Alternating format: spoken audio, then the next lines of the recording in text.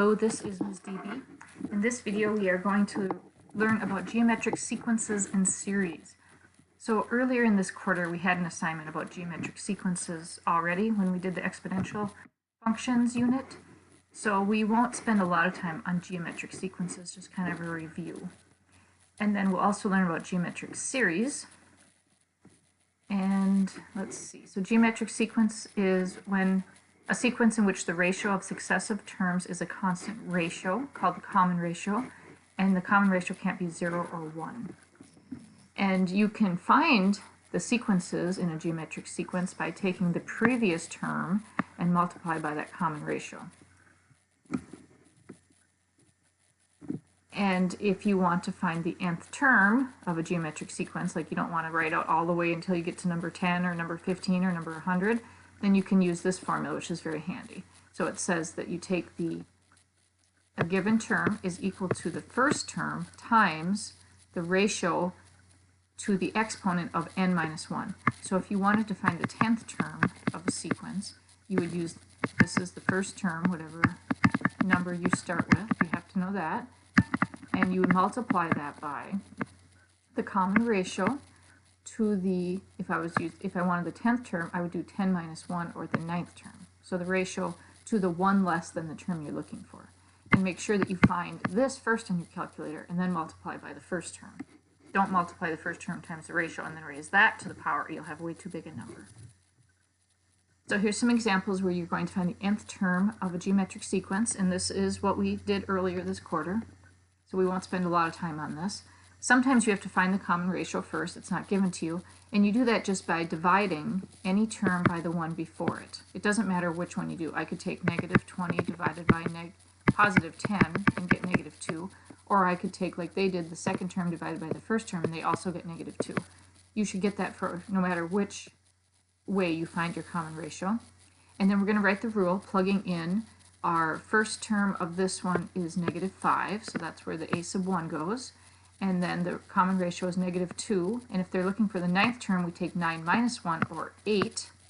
So the first thing you have to do is the negative 2 to the 8th power, and they got 256 for that. And then you multiply that by negative 5. That's how you get your 9th term. All right, so we're going to do that for number 1 and 2. You're going to find the 8th term of each of these. And then in 3 and 4, you're going to find whatever term they ask you to find. So like in number 4, first we have to find the common ratio by dividing any term by the one before it. That's how you'll get R for A. And then the rule for the sequence will be A sub n is equal to A sub 1, which is 243, times R, which we'll get from here, to the n minus 1 power. So all you have to do to finish B is plug in what you get for the ratio. And then for C, we want A sub 8. We're going to use the same formula. R will be whatever you got from before. And then for the power, instead of n minus 1, you'll have 8 minus 1, so that'll be to the 7th power. And then you'll calculate this part first on your calculator, and then multiply that by 243 to get your answer. And this will be a decimal number, 108 divided by 162, so that's fine to use for R. All right, and now we are going to find geometric series, the sum of the first so many parts of a geometric series. So we've already learned about what a series is. A series is when you have a sequence with all the terms added together. So here's an example of a series.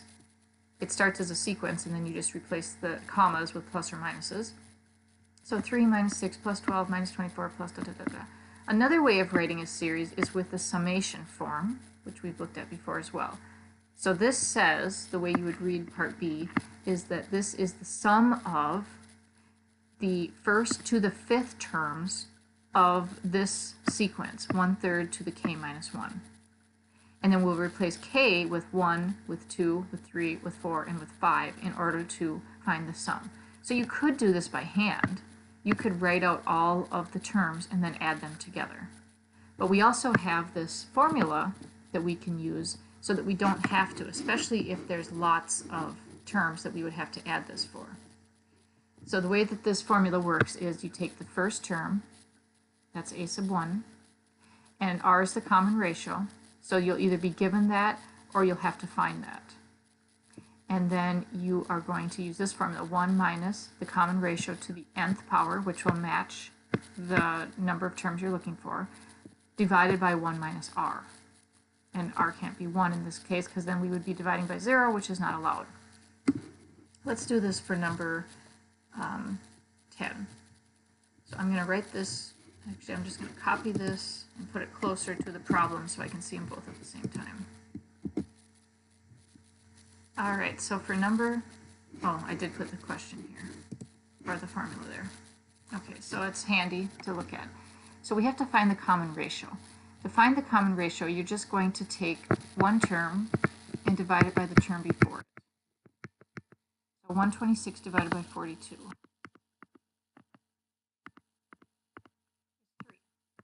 And we can double check that we get that same ratio when we do like 42 divided by 14. We should also get 3. Yep, we do. Okay, so the common ratio is 3. What is a sub 1? That's the first term in your series, so in this one it's 14. And they want us to find the sum up to 7, so the first 7 terms.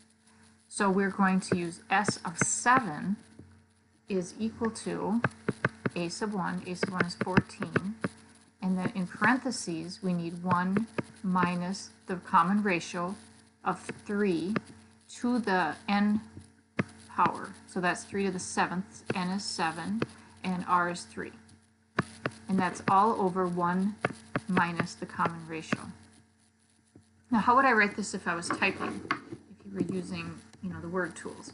So s of 7, that's capital S of 7, we have a subscript button here, so I can do the 7 like that. That's the easiest way to do this. It's equal to 14 times, now I'm going to have a fraction in here. The numerator is going to be 1 minus 3 to the 7th power. And that's all going to be divided by the denominator is 1 minus 3. And that will close my brackets. All right, so that's an example of how you would use those formatting tools to write that out. You could also use the insert equation tool if you want to. I'm going to keep using my pen. 1 minus 3 to the 7th power is 1 minus 3 to the 7th. Don't take 1 minus 3 and get negative 2. 1 minus 3 to the 7th power. So I need 3 to the 7th power. 3 to the 7th power. So on your calculator, look for an x to the y button, or maybe an exponent button. And that's equal to 2,187. And that's all divided by 1 minus 3, which is negative 2. Don't try to do too many steps at once here. So 1 minus 2,187 is negative 2,186. And that's divided by negative 2. So I need 1 minus 2,187. And that number divided by negative 2. So negative 2,186 divided by negative 2 will be a positive number, 1,093.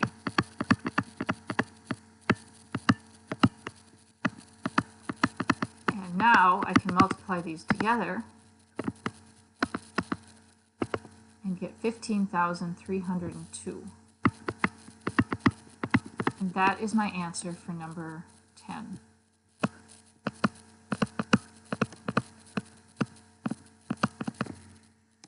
So the place where most students make mistakes is up here. They do 1 minus 3 is negative 2 and take that to the 7th power, which will give you the wrong answer, a very different answer.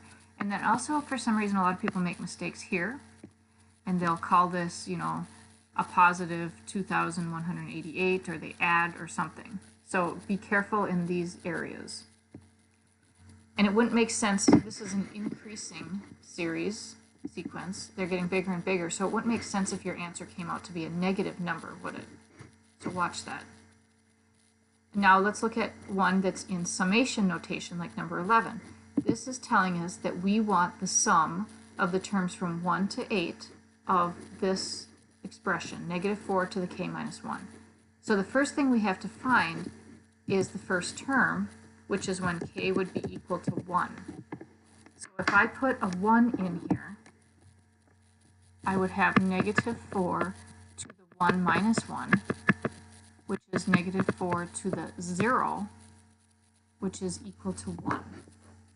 So this equals 1. So a to the 1 equals 1. Not 4, not -4. Because when k is equal to 1, I got -4 to the 0, which is 1. All right. R is the part that is being raised to the power. This is r, -4. So that's what we're going to use for r. They want the n to be 8 because they want from 1 to 8. So now we use this formula again with these values.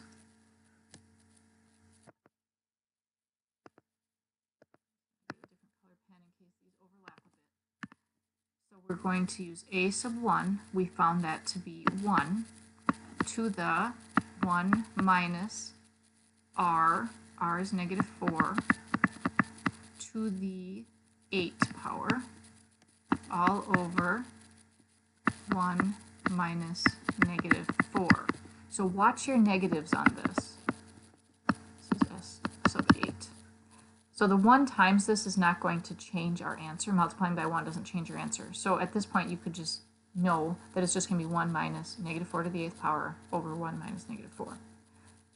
So the denominator is going to be 1 plus 4 because minus a negative. So 1 plus 4 on the bottom. On the top we have 1 minus. Don't change that to a plus because this part needs to be done separately. So we need -4 to the 8th power. So on my calculator that's on my computer, I have to type a 4 and then the negative sign.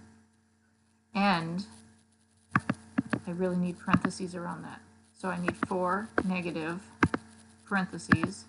Now it looks like it should. And I need that to be to the 8th power.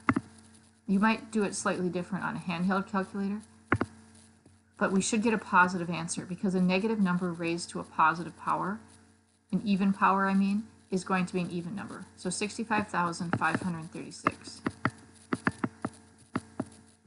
Now note that we still have to do 1 minus that, and that's all over 1 plus 4, which is the same as 5. So 1 minus 65,536 is equal to a negative 535. And does that make sense that our answer is looking like it's going to be negative? Well, we are taking the sum of a sequence that has a negative ratio. So if we had written out the first few terms of this, we're starting with 1, we found that, and then we have to take -4 to the 2 minus 1, that'd be -4 to the 1 power, so that'd be -4. And then we would have to take -4 to the 3 minus 1 would be squared, so we'd have -4 squared, which is a positive 16, and then we keep going. So they're going to alternate positive and negative, and if we're ending on 8, the 8th term, that will be a negative number, and it's going to be a pretty big negative number. So it does make sense that our sum would be negative. All right, so now I need to take that number, and I have to divide it by 5, and I get -13,107. -13,107. And I had to multiply that by 1, but that won't change my answer. Because my first term is 1, that's why I'd have to multiply that by 1. So that's how you'll do these problems. Find the common ratio, find the first terms. If it's listed like this in a series, then you can say the first term is just the first number. If it's in this kind of thing, then you have to find the first term by putting 1 in here, and 1 minus 1 is 0, and anything to the 0 power is 1. So in number 13, your first term is 1 as well. All right, and number 14 is a word problem, but it is a series, so it's going to be done the same way.